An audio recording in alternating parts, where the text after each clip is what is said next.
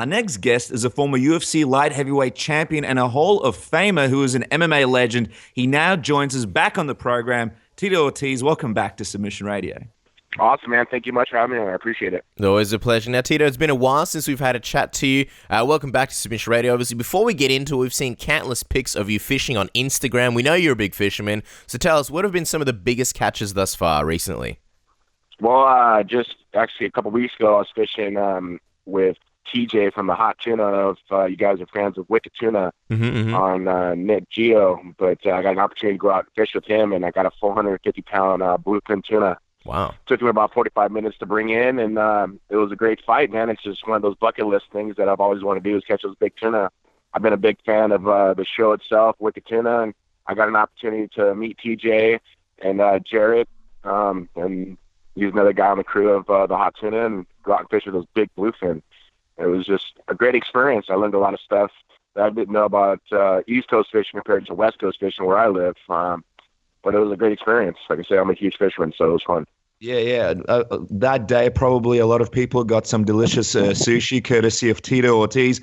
Quickly for the fishermen and women listening to the show, and also us, because me and Casper can never manage to catch anything. Maybe it's because we've always had too many beers on the pier before we even cast anything out. But what's your biggest and most important fishing tip you can give everybody listening right now?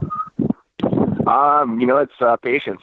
Lots of patience and lots of determination. You gotta be determined to learn from other people that are fishing in the area, what they're fishing for, what you want to fish for. But it's at the end of the day, it's about patience and not being frustrated if you don't catch something. Because there's times that I've been out, 10, 12 times and haven't caught any bluefin or haven't caught any yellowfin tuna. The times I fish, come back with nothing. But there's been times that I've came back with 5 or 6 fish, 8 or 9 fish that have been 30 to 40 pounds. So it's just patience, and just having fun when you do it. Like I say, any day on the water is better than any day on land, to tell you the truth. I guess that's how much of a big fisherman I am. Yeah, and just like that, we realize, wow, we're not good fishermen. We have absolutely zero patience. But it seems like you've got a big fight on the hook in Bellator, Tito. As people obviously know, Chael Sonnen shocked a lot of fans when he jumped over to the company. Before we get into the craziness that ensued, were you surprised when you saw him jump ship over to Bellator from the UFC? I was a little surprised that UFC let him go. But did they let him go the same way they let Bonner go to give an opportunity to fight me? If so, I guess it's a bad luck charm for UFC, a bad luck charm for Chael Sonnen, because he calls me out.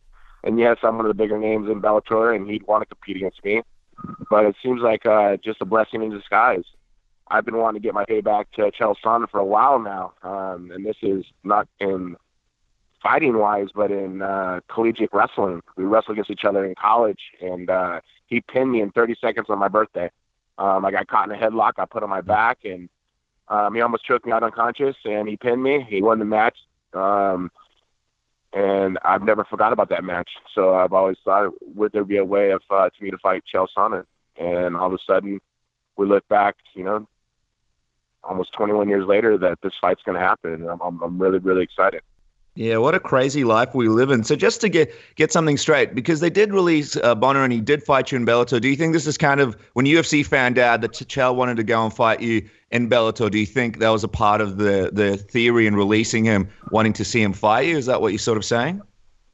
Possibly. I don't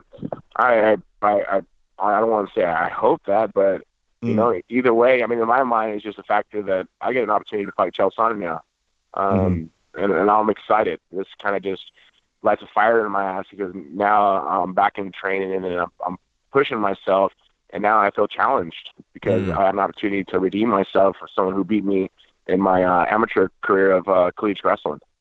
Obviously, it seems very important for you to sort of, get revenge on that loss or avenge that loss. Was there ever a time where you tried or wanted to fight him when you guys were both in the UFC? Was there any time you lobbied for a fight with Chael or mentioned anything to anyone about setting that up?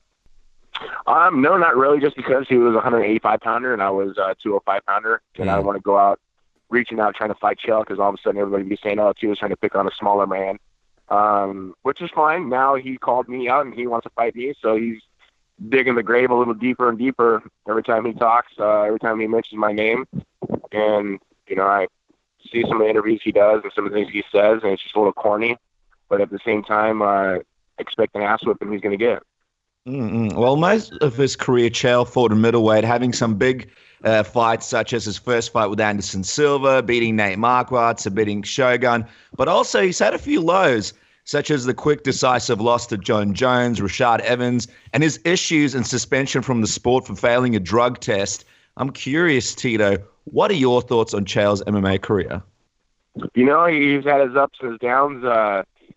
I think the big turning point was after he fought Brian Stan, and he started talking. And after that, we went into the dressing room after the fight, and I spoke for a while because, like I said, we wrestled against each other in college wrestling. You know, I really had no envy against him. I wanted to see him, become a superstar in the sport. And I told him to don't stop talking. And that's when he was talking about Anderson Silva. I said, don't stop talking. You keep talking, you're going to make the fight bigger and bigger and bigger. Well, then all of a sudden, Chael Sonnen, his image came out, the charisma came out, and he became a superstar. Throughout the times, I've never really thought about fighting him because, like I said, he was a smaller man. But, I was able to see his career grow. And, you got to be proud of another wrestler to do this in this sport. But now we get to lock horns and get to compete against each other and may the best man win, which will be me. It's interesting that you had that conversation backstage after the Brian Stan fight. Chael, one of the things he also recently said, he said that he considers you a friend. Is that an accurate way to describe your relationship? Are the two of you friends? Yes, we are friendly, but this is competition. We'll get in the cage. Friendships aside, this is about getting a win, getting redemption, and kicking his ass. I know he's gone through a lot of troublesome times over the last, year with his, I believe, daughter passing away, which I showed respect towards him. That's horrible. I couldn't even imagine that.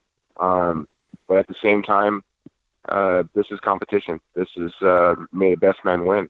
Certainly. Now let's talk about this jump to Bellator, because there's a lot of speculation that Chael jumped to SHIP due to issues with USADA testing. Chael is saying in interviews he has a clause in his new contract with Bellator that sees him give up his purse and pay a $500,000 fine if he fails any tests going into a fight. But now you're the first person that might fight him in the company. Do you have any concerns about his checkered past in regards to drug testing? Everybody always has that thought and an idea, an idea of a thought that a person fails once, they're going to fail again. And I think he's done that himself. I just want to make sure that Bellator does a job of everybody fighting on an even playing field. That's what's number one. My whole career, I've done it. Every single one of my fights of 19 years, I think the only type of supplement I've ever took was creatine. Of course, the protein and things like that, just for my muscles. But any type of steroid or anything like that, I've always stayed away from, just because I watched guys like Mark Coleman get knocked out from exhaustion.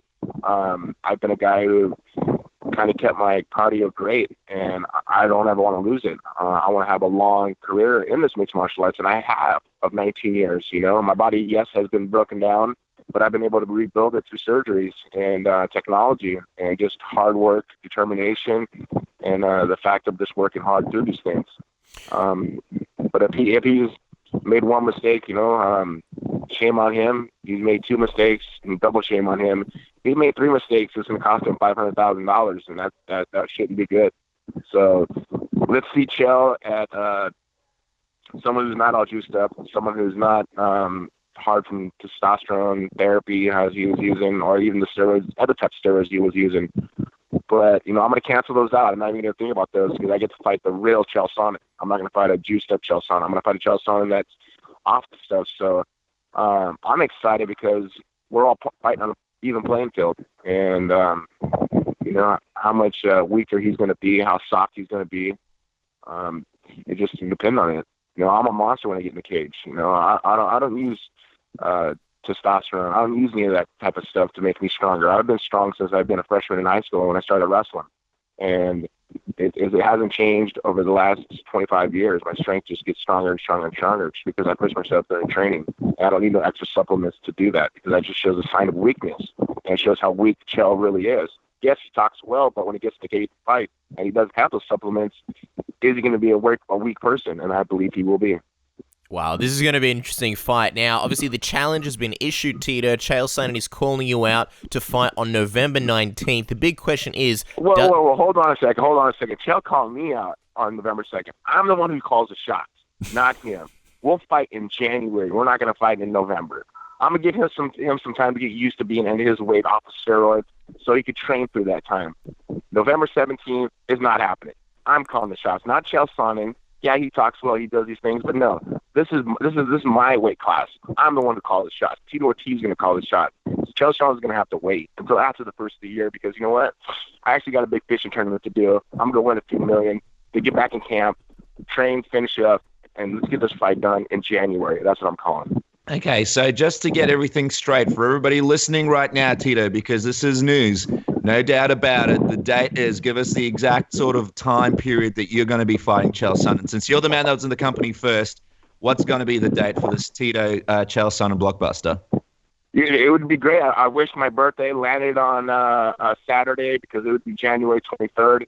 And I get to redemption for the last time he pinned me on my birthday, but it'll be in January. January is my month, and that's where I want to fight because all this fights makes the best sense. The best sales points on it are let's get redemption. And redemption of this fight will be on the same month as my birthday, and that'll be in January. Well, your birthday's on the 23rd, which is a Monday.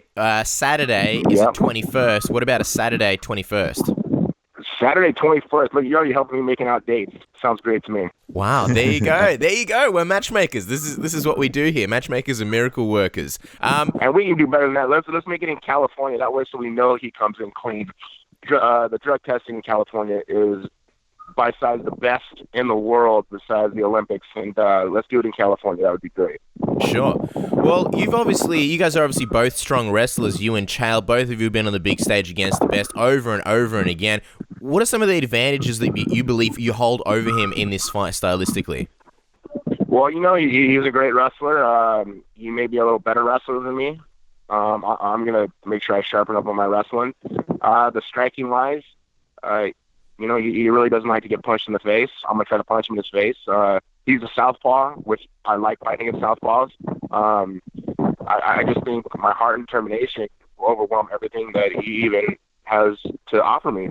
He's a guy who comes forward, as I'm a guy to come forward. So this will be an exciting fight. No one's going to be running away from each other at all. We're going to be like two bulls in a ring going head to head. And at the end of the night, my hand will be raised. Wow, okay. We also want to ask you something about what Chael said during a Bellator press conference call. He said, I am legitimately pissed off as a fan when I sit and I read about guys who will only do this for X amount of money and everybody needs to be bribed. They need this big carrot dangled in front of their face. It comes back to the Olympic spirit. It comes back to let's get that world championship. I mean, obviously there's been some champions in the UFC refusing to fight the number one contender for bigger money fights. Conor McGregor just this week tweeted out, beg me, in relation to what we could only guess was Eddie Alvarez calling him at UFC 205. Do you think Chael has a point? And what are your thoughts on the direction the sport is taking where super fights seem to trump titles? Well, you know, super fights are the ones that people are invest their time into. You know, they want to find a story of history between the two fighters. So how the fighters don't like each other, how they can sell the fight, and how they can build it. I think that's what fans want to see. You know, yes, the championship does matter, and they is sometimes the best guys in the world. I looked at it, you know, that's why I fought Liam McGarry. I want a chance at the world title again. But they thought, I mean, Bellator wanted me to fight someone with a bigger name. Well, to me, it's a challenge. Every one of these competitions is a challenge. But at the end of the day, it's ratings. At the end of the day, it's for the fans. And at the end of the day, it's what makes sense for the company. And all the way around with this fight between me and Chael, it makes sense. And it makes great sense.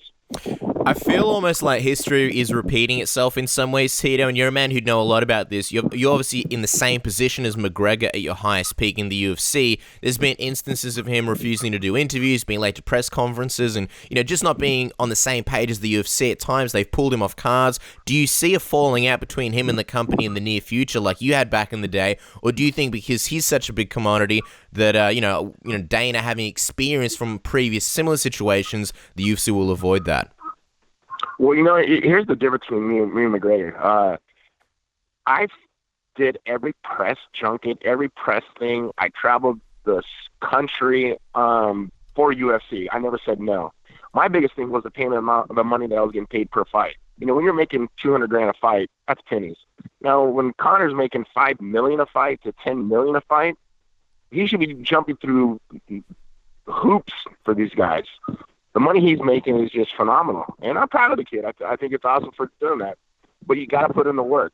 This truly is not just about the fight in general. It's about building the fight. It's about going out and doing the promotion for the company and not saying no to things. And that's something that I always did. I always got talked about upon UFC because I was the person trying to get more money for the fighters. Now, Conor is at that point where he's getting more money for the fighters, and he understands that he's getting more money for himself. He's one of the highest paid MMA fighters in the world today. And that's because, you know, he talks great, but he has to do the work behind those skills. I mean, that's what really matters. You don't want to be a flash in the pan.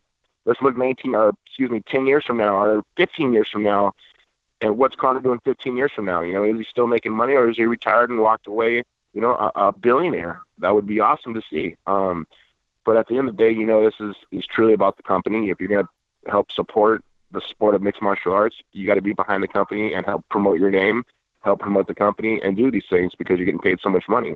And with Bellator, he's doing that. And the same thing with me, with UFC, he's doing that. And with Bellator, I'm doing that. You know, I go out and I still do all the promotion they ask me to do. And I don't get paid a penny for it. Even when I'm promoting other fighters, I'm still not getting paid for it. And I'm not complaining about it, but I'm just saying I always do the hard work that's needed. And that's what's number one. You got to be a company man no matter what.